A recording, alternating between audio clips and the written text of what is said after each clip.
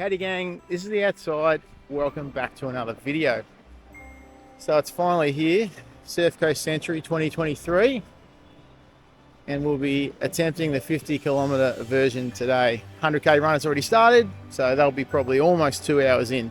We start in about half an hour, and it is absolutely picture perfect conditions. Sorry about the close up of my mug. I'm not bothering to take my stick with me.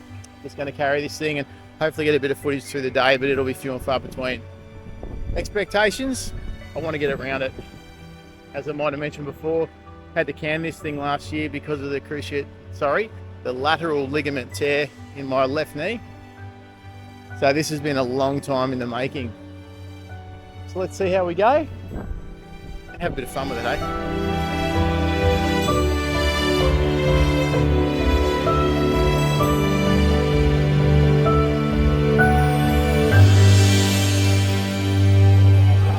Out there somewhere.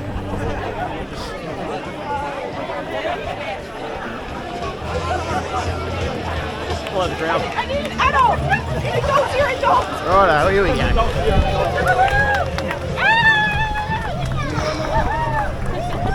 Stop beating me up for Oh, I'm tired.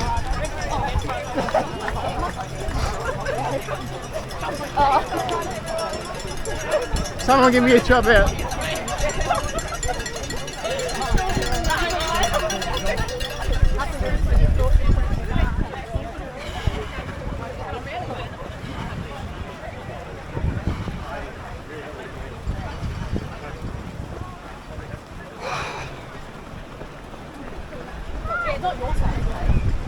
Go Bradley!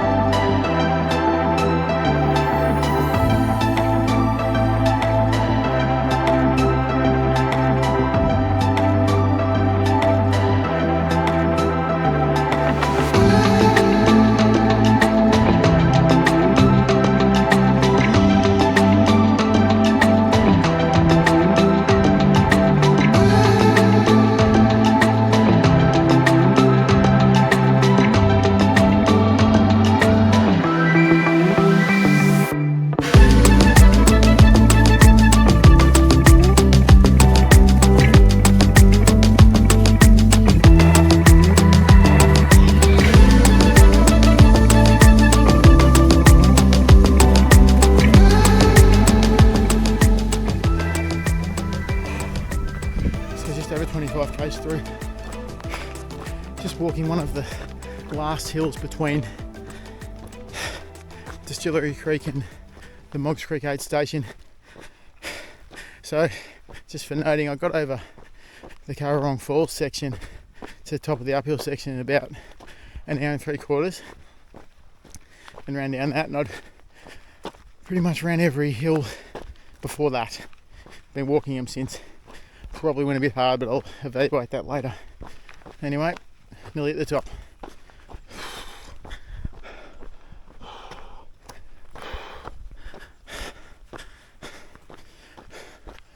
probably start turning my legs over again. I think there might be one more little lift and then we're down into Moggs Creek.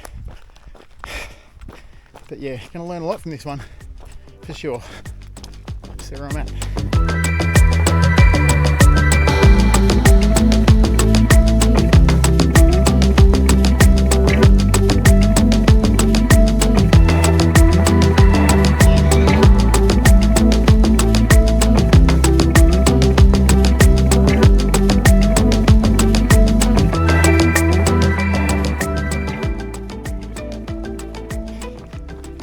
'Popped out and we can see the sea. About the 32nd kilometre. Spent about 10 minutes at the Moggs Creek aid station. Pumping in some coke and managed to get half a banana down and stretch out some cramps I'm getting mostly in my right calf and right quad. No, left quad. Anyway, trying to figure that shit out. We're going okay.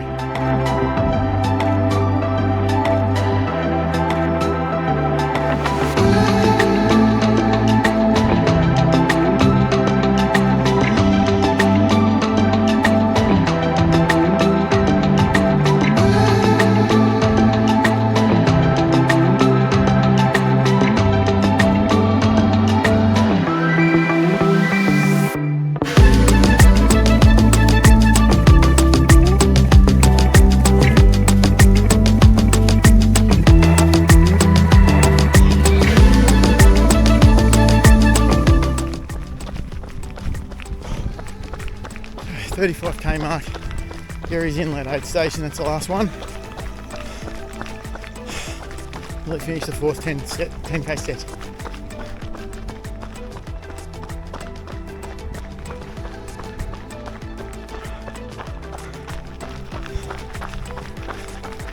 Legs are feeling it. So to get through this 10k set and work on the final 10k set.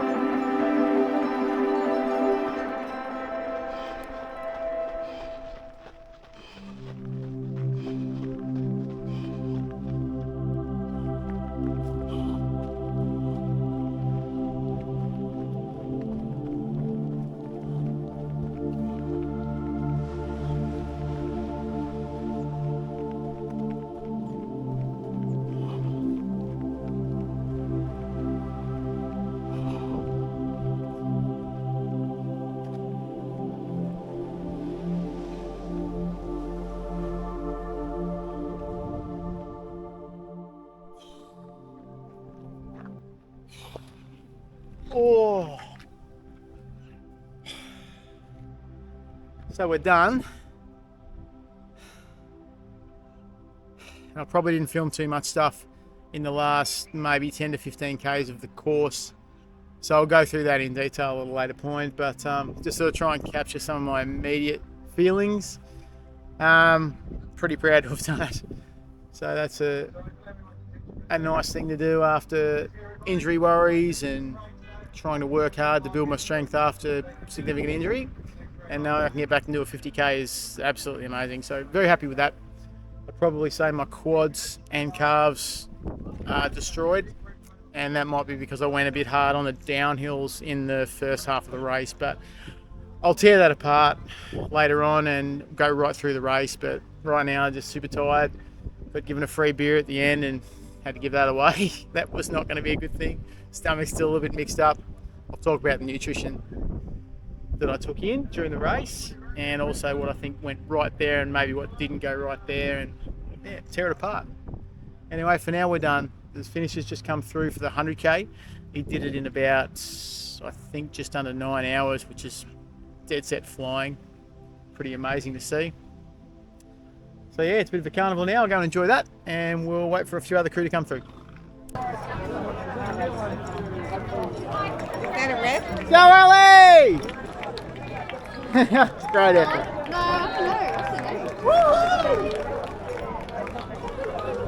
Great effort.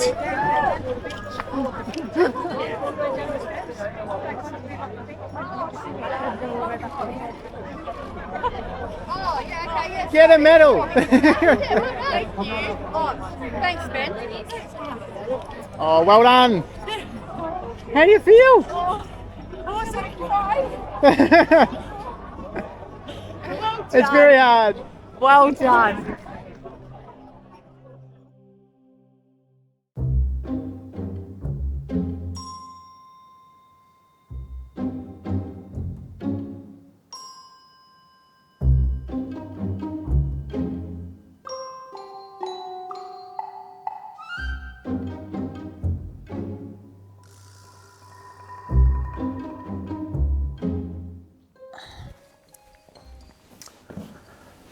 Well, good morning or evening, wherever you might be. I won't say I've been putting this off, but I thought it's time to start to break the race down a little bit.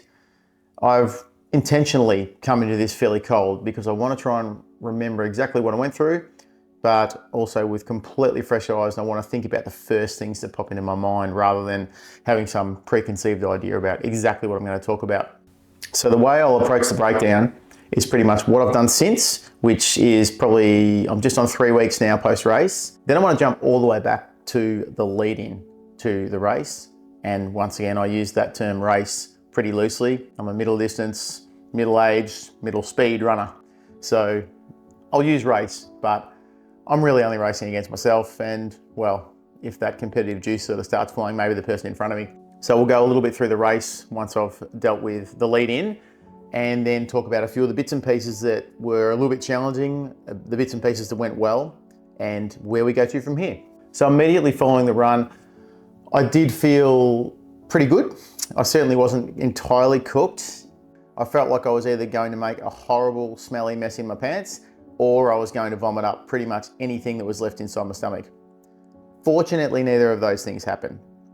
Then I had a little bit of time just to chill, caught up with a few people that I knew, and then obviously waiting for a few other crew to come through. But straight off the bat, just amazingly proud of what Ellie achieved and what I've achieved in our first ultra event. So the week following the race, I left it pretty simple.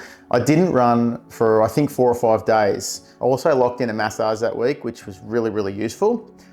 And I did also have a physio appointment to follow up on some back and core related, little issues that I've got that are going to keep giving me a little bit of grief. So I have to keep working and keep strengthening those areas to make sure that I'm solid enough to keep doing what I want to do. Everything went well. My legs were a little sore in the immediate 2 days after, but other than that, totally fine. The second week after the race, I started my build again because I really need to get that load back, moving into essentially a 12-week block going into the Kosciuszko 50. So I settled on around about a 2/3 of what I would consider to be my working load for that first week. And the body coped really well. Into the third week, I pretty much settled on maybe 10% less than what I call a really good working volume. And that seems to have worked really well as well. Now, what I call my working volume is something that my body is comfortable to stay at, whilst I also do gym work, core work, and a bunch of other bits and pieces in there to keep me strong and fit.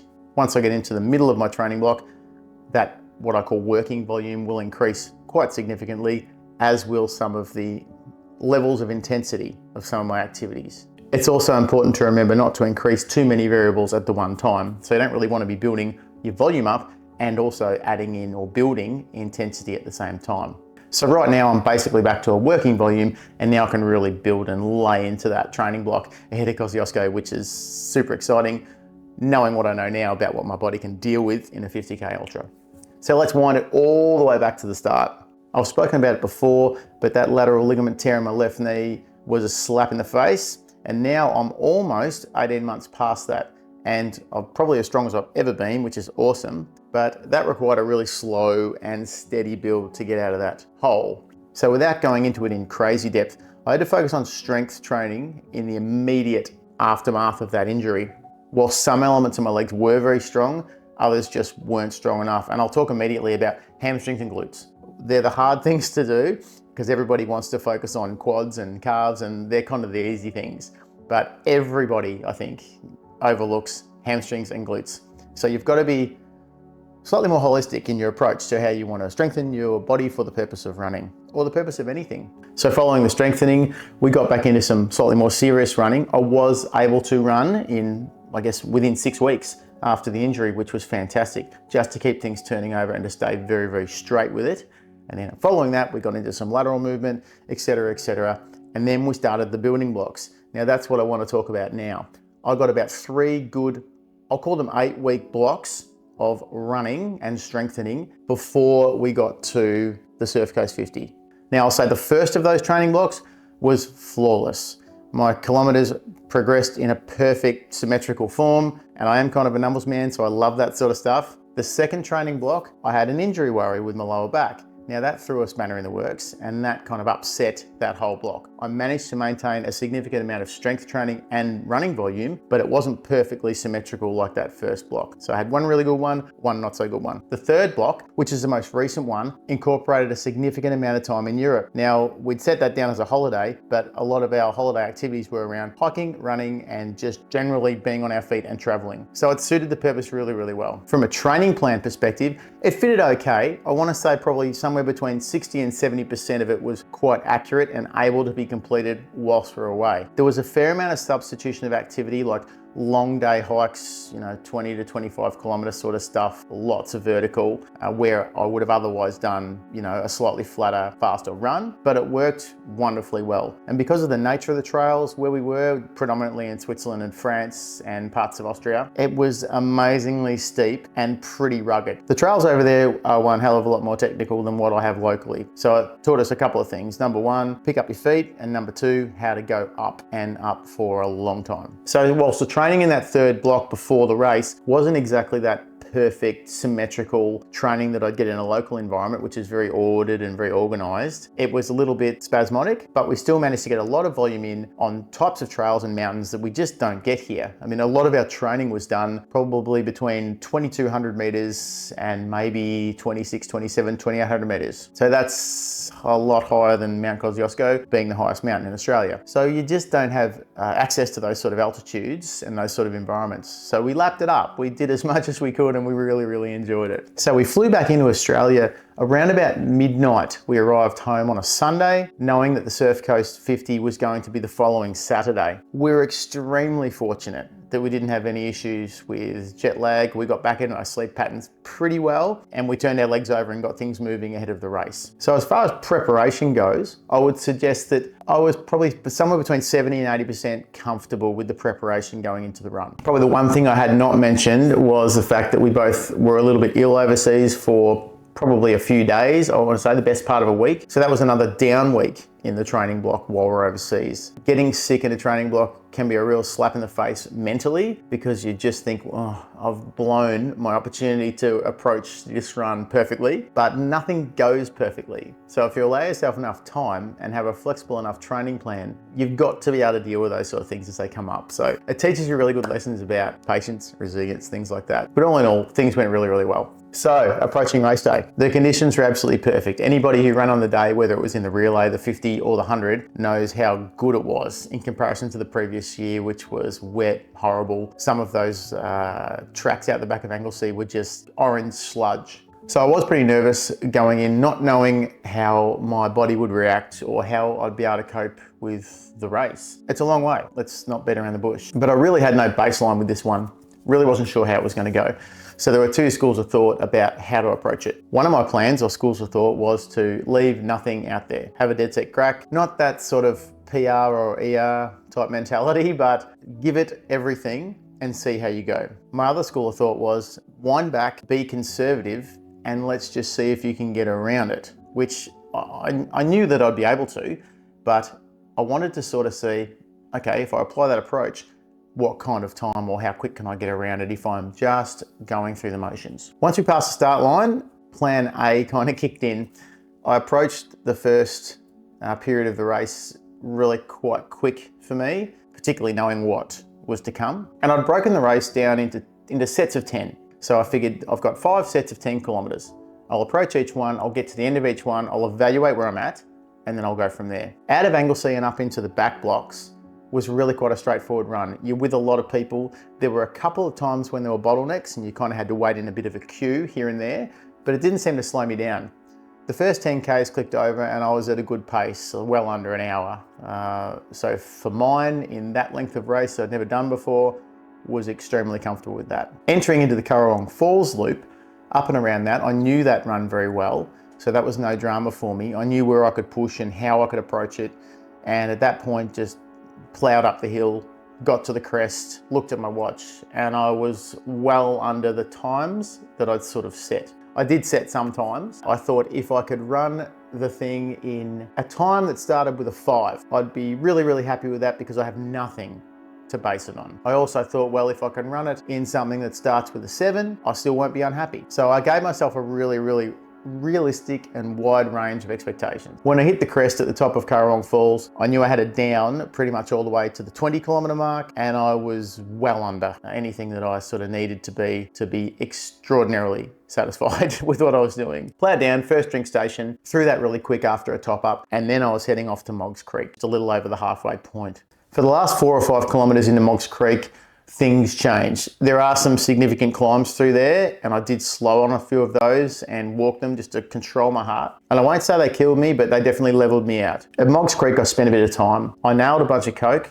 and I nailed some bananas. I didn't feel like I really wanted anything else at that point. Up to that point, I'd been approaching my nutrition with a 400 kilojoule injection pretty much every half an hour. So that was coming by way of a variety of gels. And I had a chew, which was twice that calorie load when I was climbing up around Currawong Falls. Now that didn't sit very well. It was probably the wrong time to eat it and my stomach didn't like it. It was one of the products I brought back from Europe and I'd eaten it over there and everything went well. Didn't like it here, and that was a bit of a challenge. I'd suffered a little bit of cramping in my calves, sort of coming into Moggs Creek, so I wanted to make sure I got plenty of salt back in. I felt like in a nutrition sense, I was doing the right things. I was getting enough in during the run, and I was also putting enough in at the stops when I needed to. I had Tailwind in my bottle, so that was fine, and a water bottle as well. So I knew I was probably getting enough of what I needed to. Looking at the time breakdown, I spent 13 minutes in the Moggs Creek aid station. I'd say that was too long, not because I was trying to win, but because I didn't need to stop for that long. But I just took my time, sorted myself out, and got a little bit of food and drink in. And when I was ready to go, I took off again. Now leg 4, I'd never really run too much of it. I'd run a few of the tracks here and there, but basically from Moggs Creek all the way back to Point Road Night, hadn't done a lot of running on those areas. So I really didn't know what to expect. I probably assumed it was more straightforward than what it was. There were some really cool track sections, which were fantastic, some nice climbs. The wind was howling across one area, which made it a little bit challenging. And by that stage, I was fatiguing. The cramping extended from my calves through to my quads as well. And to recap, I put that down to going hard in the first half. The areas that I knew and the tracks that I was familiar with, I powered up and I actually powered down. So some of those downs I went quick, and that's what put a lot of pressure on my calves, I think, and that's probably why they were a little sore late. But that's okay. It's all part of running a long way. But I'll be interested to see how I go next time. So those trails up around the back of Aries Inlet were really, really cool. Then we sort of dropped down and the road back into Aries Inlet after going underneath a bridge, which was pretty interesting actually, a little bit sketchy. Once we got up, running into Aries Inlet, I was pretty stiff. But then I had another aid station, laid into some potato chips, refreshed all my bottles, got a bit of everything in, felt okay, and then on up to the lighthouse. Running along the cliffs from there, probably wasn't in the frame of mind to enjoy it too much. I was starting to hurt more and more as it went through, but I was almost near the end of my 4th 10-kilometer block. So I reassessed how I was going, had a look at my watch, did some calculations in my head, which I was still able to do. So my brain was working. That's always a plus. Figured I was probably gonna land pretty close to that, maybe got a 5 in it figure. Progressing further, I got inside that last 10.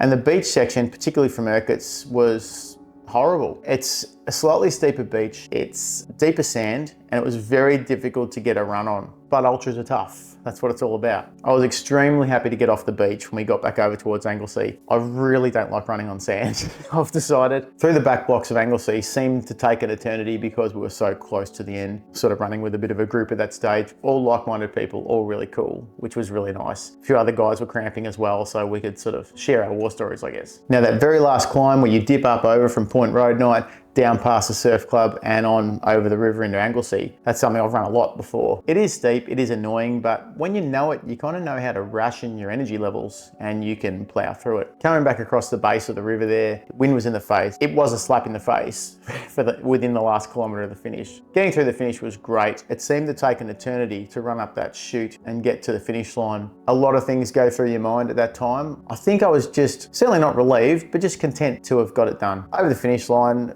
a woman handed me a free beer. There was absolutely no way that was going anywhere near me. And then I caught up with a few crew and sort of debriefed a little bit here and there. A great achievement, very, very happy with it. The body's recovered without any niggles at all. Back in a full load now, back at good pace. And next week, going into week 4, we'll start some intensity work as well, leading into Mount Kosciuszko. Whilst every ultra and every trail is different, I'm still thinking about how I'm going to approach the next one. I need to iron out exactly what I want to do in a nutrition sense. I've got to think about the quantity that I got in and the quantity that I need to get in. I think I was close to the mark, but there were probably in the second half of the race, I probably could have put and should have put more in as I went. I think that left me a little bit underdone, particularly late when I was cramping. So I need to evaluate some of the numbers there and evaluate just what occurred and if I can put myself in a better position at Mount Kosciuszko. I think I can. The other thing I want to think about too, whilst we don't have a lot of steep hills here in Australia, well we do, but not hugely long ones, very, very few people use trekking poles when they're running. In Europe, everyone uses poles. Now, a lot of the hikeable sections are simply not runnable in Europe, and that's why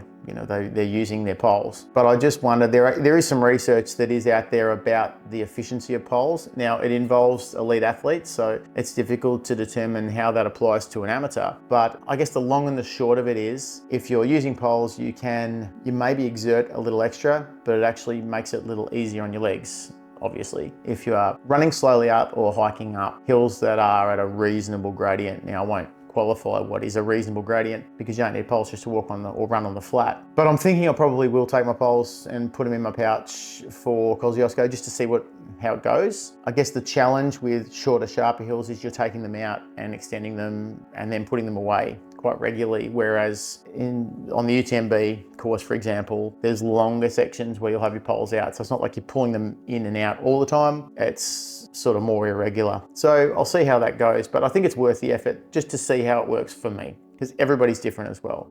So there it is, that's pretty much my breakdown. Apologies for the lack of footage from the run itself. I did get snippets here and there, but there were some big patches where I didn't get too much. That's probably a little bit selfish in that I just wanted to focus on the run and see how that went, but I really did want to make sure I got a little bit of footage too. Kosciuszko, I'll definitely be in a better position to take a bit more footage, and hopefully the weather's really nice to us up there and we get some really cool shots and can show you a little bit around up there. They've recently changed the course. I think they've pretty much reversed it. So it'll now start at Bullock Flat and finish in the Thredbo village, which sounds really cool. There's sort of more bars, shops. There'll be more of a vibe as far as a trail race village goes in Thredbo village. So really looking forward to that. I love it up there. It's fantastic. Haven't run nearly enough up there, so I want to do more of it. So the focus now will be lots of strength, get the core stronger than it currently is, get that volume up and get some intensity workouts in, which is probably what I didn't get enough of in the lead up to this. I just want to get through it. If I throw in some intensity workouts and get more time on my legs,